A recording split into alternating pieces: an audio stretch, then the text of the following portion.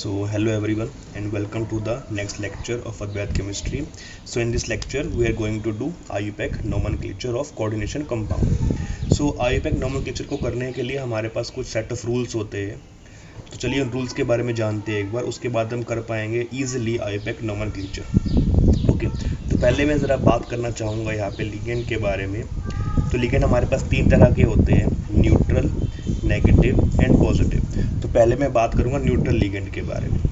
तो neutral ligand में अगर मैं IUPAC नोमेनक्लेचर में इसका नाम की बात करता हूं, तो या तो हम उसका IUPAC नेम यूज़ करते हैं या फिर हम उसका यूज़ करते हैं कॉमन नेम.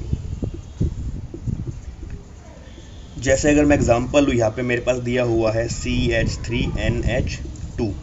अब अगर मैं इसके कॉमन नेम की बात करता हूँ तो इसका कॉमन नेम होता है मिथाइल अमीन. और अगर मैं इसके IUPAC नेम की बात करता हूं तो वो होता है मीथेन अमीन. तो हम कोई भी नाम इसका यूज कर सकते हैं IUPAC नोमेनक्लेचर के अंदर. उसी तरह अगर मेरे पास प्रेजेंट है मान लीजिए O2, तो इसे हम कहेंगे डाइऑक्सीजन. अगर मेरे पास मान लीजिए प्रेजेंट है यहाँ पे N2, तो उसे हम कहेंगे डाई नाइट्रोजन. और अगर मान लीजिए मेरे पास प्रेजेंट है यहाँ पे CH3OH, तो इसे हम कहेंगे यहाँ पे मीथेनॉल, या फिर हम इसको कह सकते हैं मिथाइल अल्कोहल. तो हम इसका IUPAC नेम या कॉमन नेम यहाँ पे यूज़ कर सकते हैं न्यूट्रल लिगेंड्स के लिए. उसी तरह हमारे पास कुछ ऐसे लिगेंड्स होते हैं जिनका हम स्पेशल नेम यूज़ करते हैं, जैसे कि H2O. तो इसे मैं वाटर ना कह के इसे मैं एक्वा कहूँगा. मेरे पास प्रेजेंट है CO का मतलब है कार्बन मोनोऑक्साइड. इसको कार्बन मोनोऑक्साइड ना कह के मैं इसे कार्बोनिल कहूँगा. सिमिलरली मेरे पास प्रेजेंट है NH3, इसे मैं अमोनिया ना कह के अमीन कहूँगा.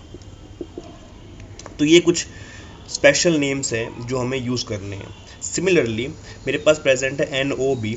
अब NO को मैं नाइट्रिक ऑक्साइड कह सकता हूँ IUPAC नोमेनक्लेचर में, बट इसको मैं नाइट्रिक ऑक्साइड ना कह के इसे मैं कहूँगा नाइट्रोसिल एंड एटसेट्रा. तो ऐसे और भी हमारे स्पेशल नेम्स हो सकते हैं. तो ध्यान रखें, न्यूट्रल लिगेंड के लिए या तो हम यूज़ करेंगे IUPAC नेम या हम यूज़ करेंगे उसका कॉमन नेम. तो अब चलिए बात करते हैं नेगेटिव लिगेंड के बारे में कि उसका नाम में क्या चेंज आता है. तो चलिए अब बात करते हैं नेगेटिव लिगेंड के बारे में. तो नेगेटिव लिगेंड में हम उसका IUPAC नेम ही यूज़ करेंगे जो उसका होता है, बट उसमें एक चेंज आएगा कि IUPAC नेम में हम जो नाम यूज़ करेंगे उसमें हम आखिरी में जो E होता है उस E को रिमूव करके O लगा देंगे. तो मैं किस चीज़ की बात कर रहा हूँ ज़रा वो देखते हैं एक बार.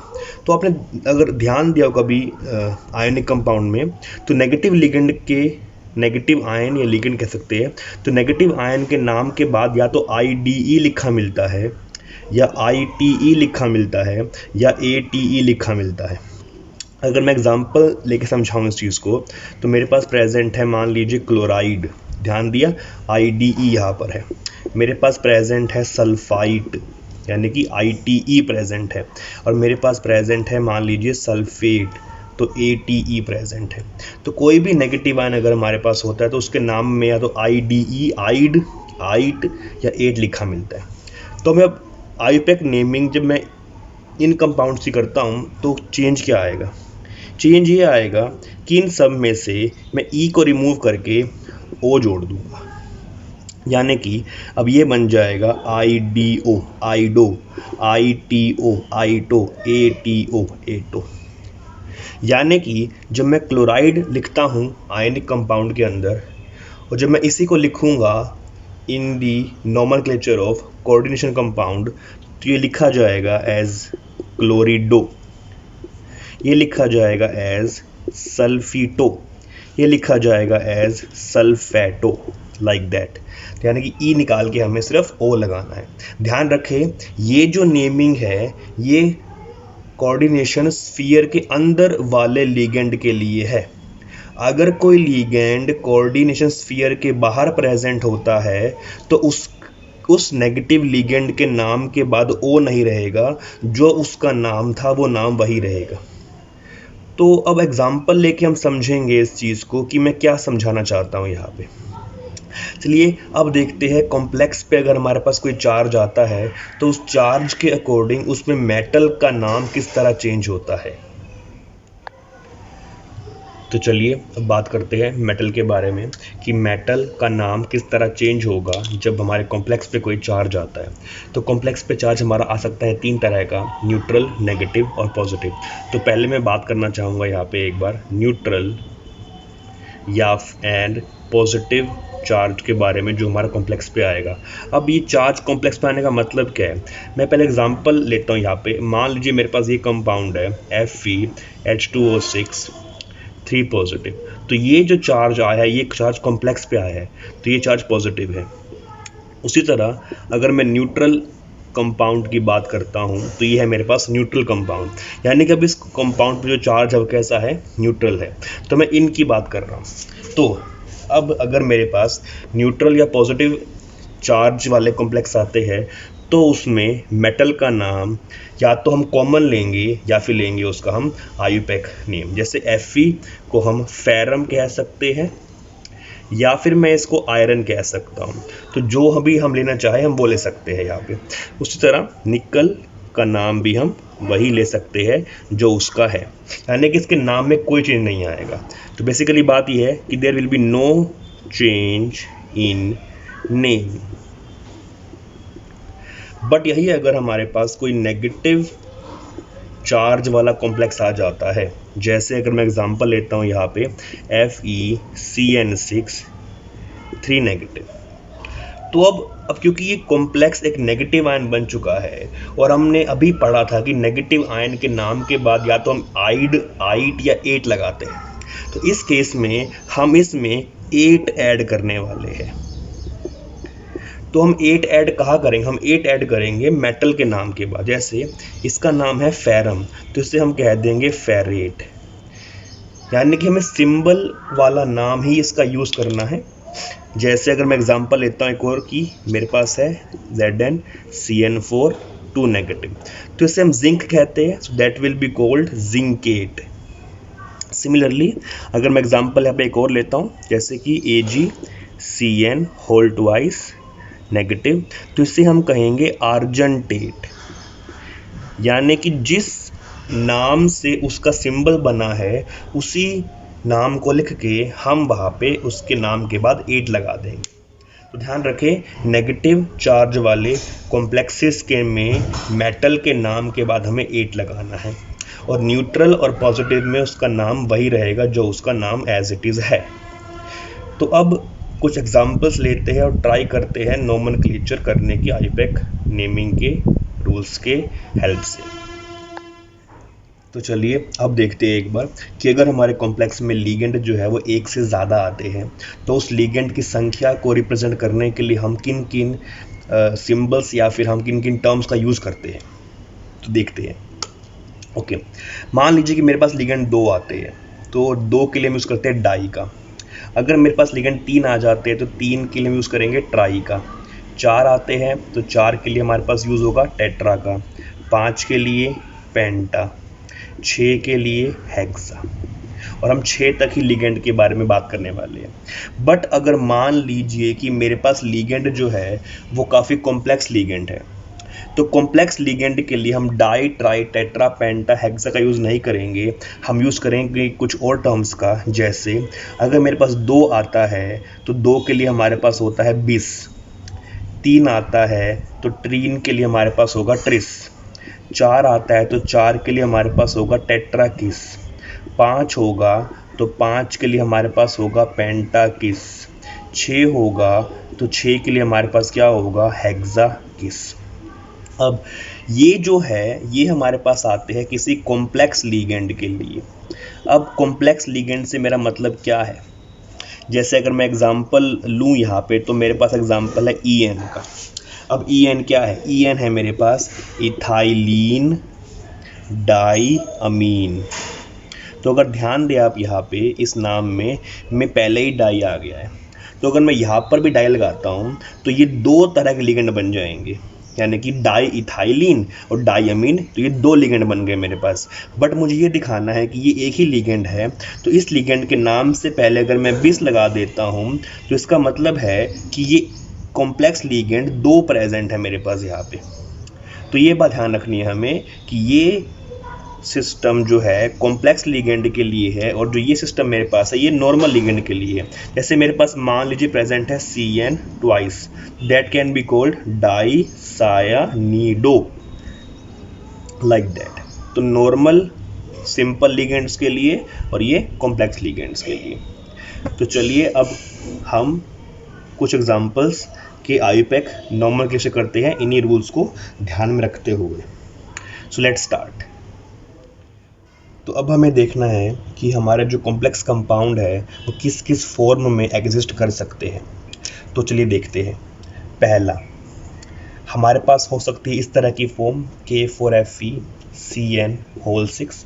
हमारे पास हो सकती है इस तरह की फॉर्म FeH2O6Cl3, और हमारे पास हो सकती है इस तरह की फॉर्म AgNH3 होल ट्वाइस और AgCN होल ट्वाइस। ओके, अब इस केस में जो कॉम्प्लेक्स हमारा है वो काम कर रहा है एनायन की तरह। इस केस में जो हमारा कॉम्प्लेक्स है वो काम कर रहा है कैटायन की तरह, और इस केस में कॉम्प्लेक्स हमारा दोनों तरीके से काम कर रहा है। तो सवाल ये उठता है कि मुझे पता कैसे लगा कि यहाँ पर ये एनायन है, कैटायन है या बोथ है। तो अगर मैं एग्जांपल लूँ यहाँ पे NaCl का, तो NaCl के केस में जो पहले टर्म लिखी जाती है वो पॉजिटिव टर्म यानी कैटायन होता है, और जो टर्म बाद में लिखी जाती है वो एनायन होता है, क्योंकि ये एक आयनिक कंपाउंड है और यहाँ पर ये कोऑर्डिनेशन कंपाउंड भी आयनिक कंपाउंड की तरह ही एग्जिस्ट कर रहे हैं। तो फिर मैं कह रहा हूँ कि जो टर्म पहले लिखी जाएगी वो कैटायन होगी और जो टर्म बाद में लिखी जाएगी वो एनायन होगी। इस केस में ये कैटायन है और ये एनायन है, ये कैटायन है और ये एनायन है, ये कैटायन है और ये एनायन है। अब नाम करते हैं। तो आयनिक कंपाउंड में जब आपने नाम करे हुए देखे होंगे तो पहले नाम हमेशा कैटायन का होता है और फिर नाम होता है किसका, एनायन का।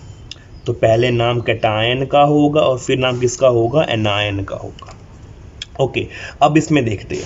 तो ये कैटायन है तो पहले इसका नाम होगा, तो जो भी इस कंपाउंड का नाम हम वो लिखेंगे, यानी कि मेटल का नाम यहाँ पे आएगा। इस केस में हमारे पास पोटेशियम है, फिर हम स्पेस देंगे यहाँ पे, स्पेस देने के बाद हमारे पास नाम आएगा यहाँ पे लिगेंड का। ओके, तो लिगेंड के बाद हमारे पास नाम आएगा मेटल का। अब इन दोनों के बीच हमें स्पेस नहीं देना है। अब क्योंकि ये कॉम्प्लेक्स यहाँ पे नेगेटिव आयन का काम कर रहा है तो मेटल के नाम के बाद हम 8 लगा देंगे, फिर ब्रैकेट में लिखेंगे उस मेटल का oxidation number, then it is finished. अब अगर मैं इस कंपाउंड की बात करता हूँ तो ये पॉजिटिव है तो पहले इसका नाम होगा, तो इसमें भी हम पहले नाम करेंगे लिगेंड का। तो लिगेंड आ गया हमारे पास। फिर बिना स्पेस दिए हम नाम करेंगे यहाँ पे मेटल का, देन बिना स्पेस दिए हम यहाँ पे नाम करेंगे मेटल का, देन लिखेंगे मेटल का ऑक्सीडेशन नंबर, देन स्पेस देंगे, और स्पेस देने के बाद हमारे पास नाम किसका होगा, नॉन मेटल का, यानी कि इस स्पीसीज का। अब इस केस में बात करते हैं।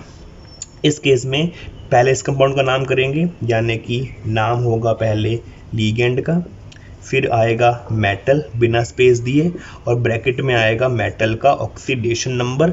अब स्पेस देंगे यहाँ पे। अब नाम करेंगे हम फिर से लिगेंड का, यहाँ पे लिगेंड के नाम के बाद हम नाम करेंगे नाम मेटल का। अब क्योंकि ये कॉम्प्लेक्स नेगेटिव है तो मेटल के नाम के बाद 8 लगा देंगे और ब्रैकेट में आ जाएगा उसी मेटल का ऑक्सीडेशन नंबर। तो ये हमारे पास मेथड हुआ उसमें आईयूपैक नोमेनक्लेचर करने का। तो चलिए अब एग्जांपल लेते हैं और उनका नाम करते हैं। तो चलिए अब एग्जांपल लेते हैं और उस एग्जांपल का हम आईयूपैक नोमेनक्लेचर करते हैं। तो एग्जांपल मेरे पास है यहाँ पे K4FeCN6। तो मुझे इस कंपाउंड का नाम करना है। अब इस कंपाउंड में ये कॉम्प्लेक्स जो है बाद में लिखा हुआ है, तो कॉम्प्लेक्स यहाँ पे काम करेगा एनायन का। ओके, तो अब ये एनायन है तो ये कैटायन होगा, तो कैटायन का नाम पहले होता है। इस कैटायन का नाम क्या है हमारे पास, पोटेशियम।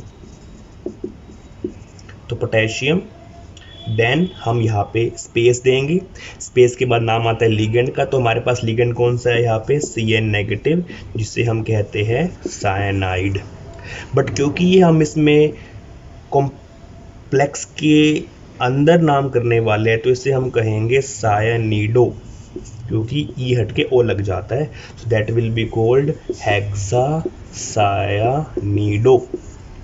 देन अब क्योंकि ये कॉम्प्लेक्स पे नेगेटिव चार्ज था तो मेटल का नाम होगा फेरेट, नाम के बाद 8 लगेगा। अब ब्रैकेट में करेंगे उसका ऑक्सीडेशन नंबर, तो चलिए वो निकालते हैं।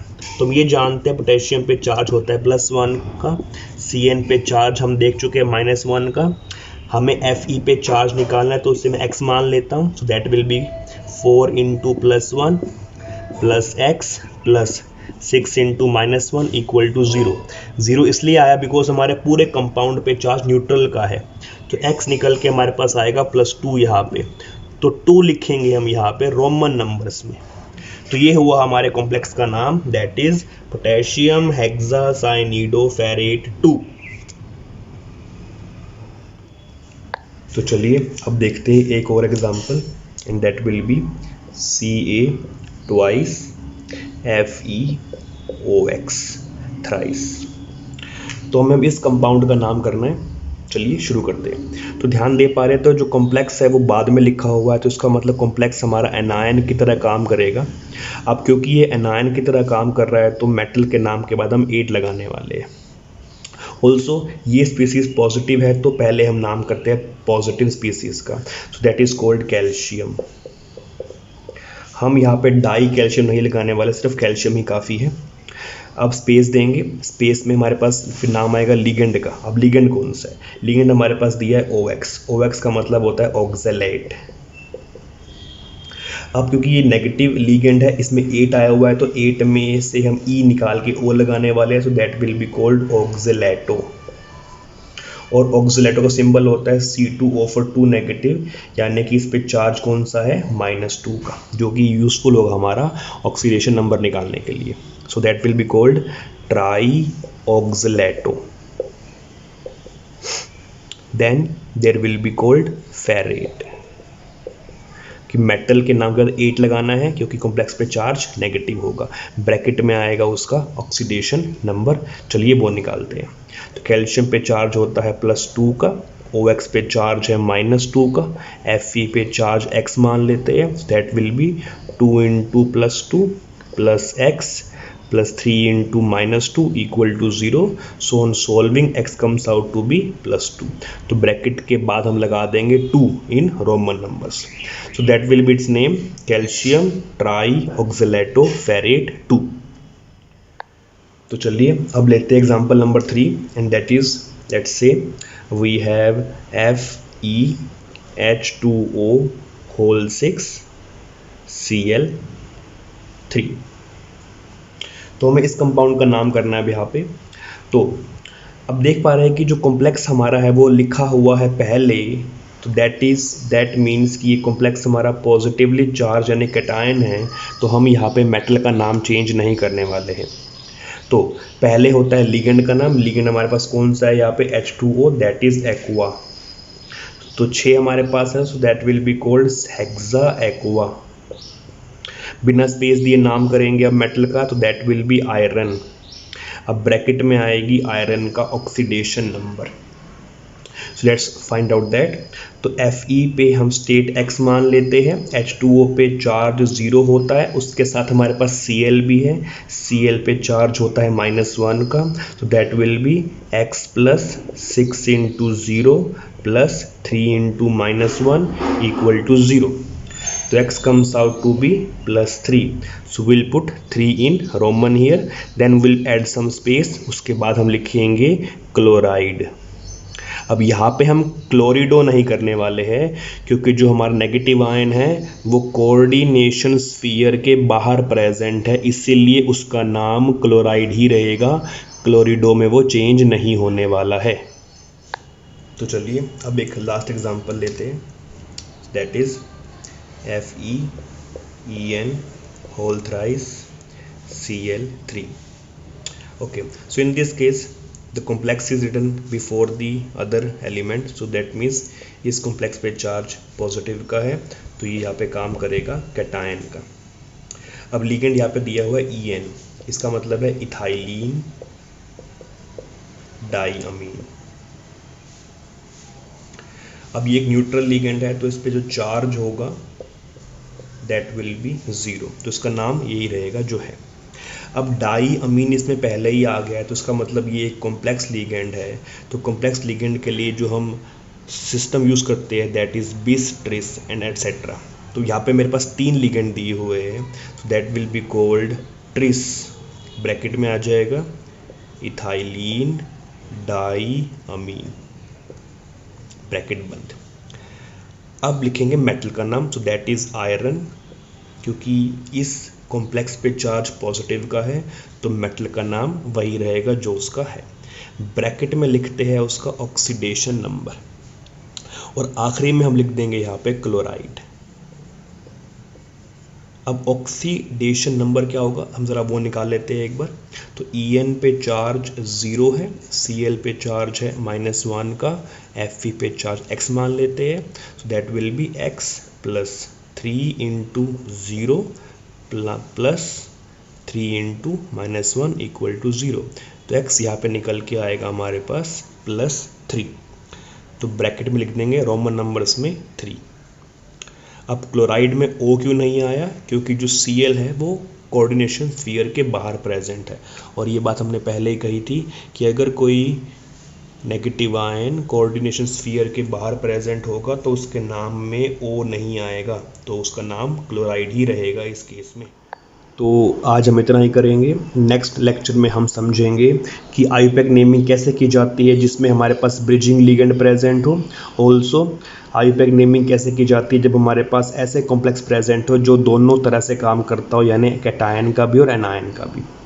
सो अगर आपको ये लेक्चर समझ में आया हो तो इस वीडियो को लाइक, शेयर एंड चैनल को सब्सक्राइब ज़रूर करें। So thank you for viewing, stay healthy and be safe.